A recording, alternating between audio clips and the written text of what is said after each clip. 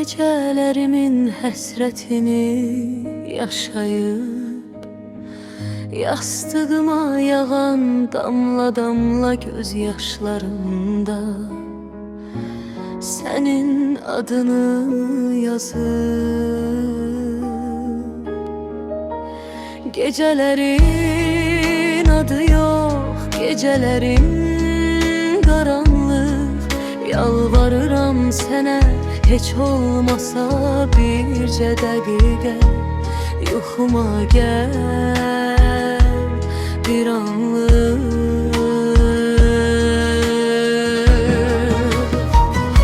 Səni düşündüyüm qədər heç kəsi düşünmədim.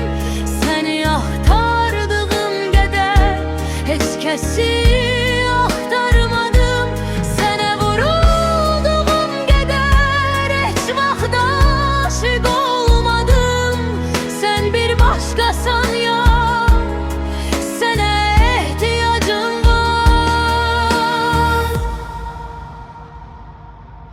Yağışın nəğməsini duya bilən ürəklər yarı düşünməyib qadağan etsək də biz əvvəl sözə baxmaz ürəklər. Ürəyim səni istər, səni istər səbəbsiz. Yalvarıram sənə, heç olmasa yuxularımda yanıma gəl xəbərsiz. Səni düşün